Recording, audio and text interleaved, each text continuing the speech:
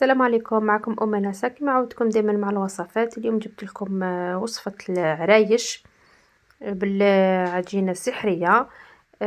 لهنايا عندي كاس تاع زبدة وسمن. السمن كنت ذوبته وخليته برد، مام الزبدة يكونوا دايبين وباردين.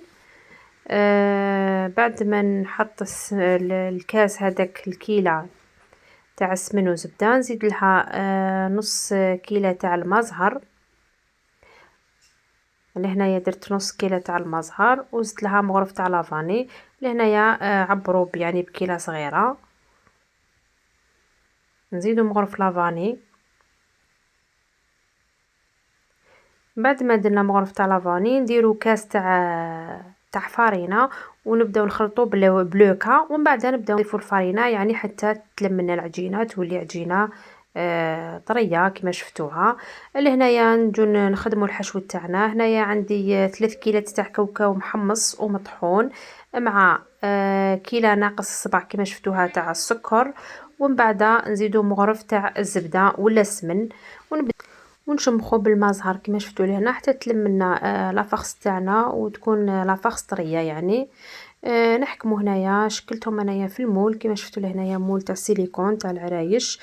يعني من المبتدئين يجيهم ساهل. هنايا نحكمو العجينه تاعنا. كنت وزنت هنا العجينه تاعي وزنتها 40 غرام، والحشو 20 كما شفتوا لهنايا. يعني طريقه سهله سيرتو كي ديروا في المول، يعني تتشكل لكم بكل سهوله. كما شفتوا لهنايا نحكموا لاباط تاعنا نغلقوها على الحشوه، على الحشو، على لافاغس هذيك نغلقوها كامل في ليكوتي. نغلقو ميم طور رانا نخرجو في الهواء، ما نخلوش فيها الهواء. ومن بعد نديروها في المول، يعني كي نحطوها في المول الشكل تاعها يتسقم وحده. علاش قلت لكم يعني يساعد بزاف سورتو اللي ما تعرفش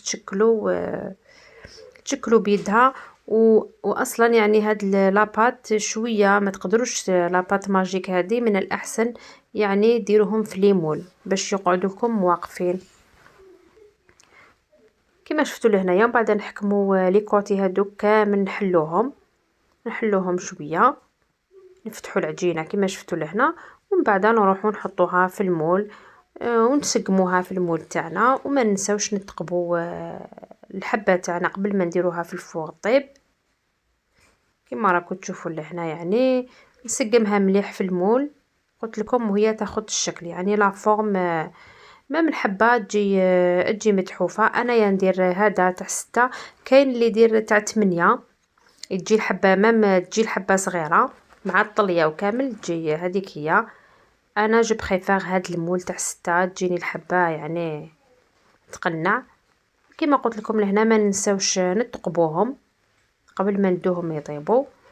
وطريقه كيفاش ندير نطيبوهم لهنايا كي نحطوهم في لو بلا ما نحطوهمش يعني ما نحطوهمش على الوجه كما راكم تشوفوا لهنا. ما نحطوهمش على الوجه، نحطوهم مقلوبين هكذا. هذا هو الطياب تاعهم. ونشعلوا الفور يطيبوا من التحت، ثم بعد يزيدوا مش شويه من الفوق يحكموا هذيك لا كولور دوري. اللي هنايا كنت درت الطليه تاعي. الطليه كما عودتكم دائما يعني راهي بالتفصيل، ما حبيتش نعاودها باش ما يجيش الفيديو طويل. راهي في القناه. نحكموا الحبات كما شفتوا لهنايا باش تجيكم العمليه سهله. نحكموا نديروا الطليه كامل في ليكوتي يعني العرايش دي فوات يتطلاو مي في ليكوتي هادوك ما يتطلاوش. يعني نحكموا نديروا الطليه قبل في ليكوتي هادوك ومن بعد نكملوا نطلو كامل الحبه تاعنا ونخبطوها شويه. لهنايا بعد ما نشفو درت تزيين هاد لافلور يعني تزيين خفيف. وهادو هما ويجي يعني يجي الحبه متحوفه كما قلت لكم، ومام طون تجي لاباط هذه يعني تجي طريه ما شاء الله. ونقول لكم ما تنساونيش بالجيم وابوني في لاباج وفعلوا الجرس باش يحقكم من جديد. في الملتقى ان شاء الله مع وصفات اخرى سهله واقتصاديه وفي متناول الجميع.